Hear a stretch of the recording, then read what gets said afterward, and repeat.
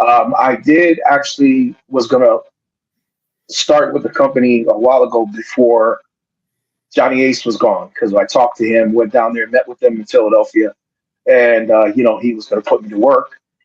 Then all of a sudden they had that budget cut. So then I got the call, said, we have to wait, give me 6 months, and we'll get you in here, started.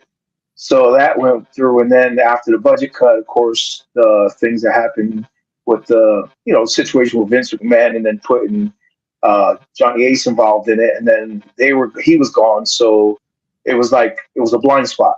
So what do we do next? He's not the person. He was the one that was actually hiring me and put me to work.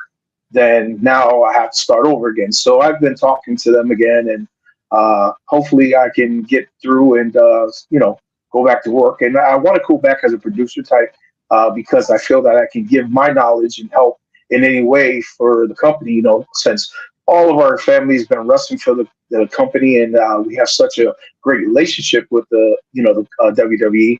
I think that it would be something I can give back. Because my wrestling days, I'm still wrestling, but I really don't want to do it anymore if I don't have to. When you did work for WWF, you did a lot of house show work in and around the same time frame, the 92 time frame, including some syndicated TV work. I know you had an actual world tag team title match against the Steiners when you were with Brooklyn Brawler there. Obviously that was something that a lot of folks in the business aspire to, but how did those particular bookings occur? Well, I remember very well. That's when my dad and my uncle and my cousins were actually signed. They just signed with WWF at that time, and I was young. I was only 17 years old, and I would be there with my dad, and all. Of course, I was working already. I broke in in 1980. Ring time started in 1987, but I actually started in 85. So, I was there. I was just hanging there, and I'll never forget it. My dad walked up to Chief Jerry Strongbow, God rest his soul, because him and Sergeant Slaughter were actually the ones in charge at that time. And he goes, "Hey, put my other boy to work." And the first thing Chief looked at him, he goes, "Oh, you damn Samoans could work. All right, let me see what I can do."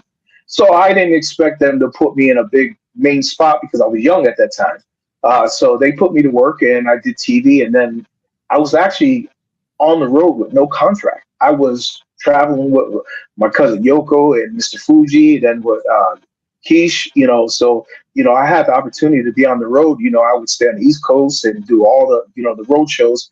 And I worked a lot, actually, with Marty Jannetty and X-Pac 1, 2, 3.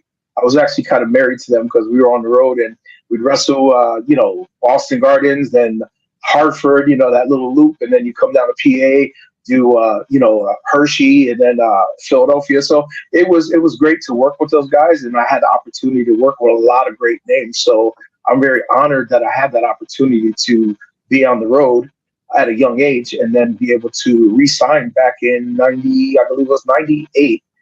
Me and my cousin Matt Rosie, we signed together to start a new age Samoan type thing they wanted to do. And at that time, they had us on contract. We actually sat home. They wanted us to get in shape. They would actually fly us up to the office, work out in the office. They wanted us to really look different. And at that time, I told them, said, "Listen, if you want me to lose this weight and get in shape, send me down to Puerto Rico when I wrestled." So Bruce Pritchard called up Carlos Colon and said, "Hey, we'd like to send Loyd down there." He goes, "Hey, he's welcome anytime." So I went down there, and I stayed for about 6 months. And in that 6 month time, I lost 100 pounds in 6 months. I was busting my butt every day, working, down there in Puerto Rico, plus in the gym every day. And when I came back, the office was amazed. It was like, "Wow, you lost quite a bit of weight." But, they would take us, and then they would put us on the road, and we would, go out to TV, and they would say, "All right, you're going to debut here." No, wait.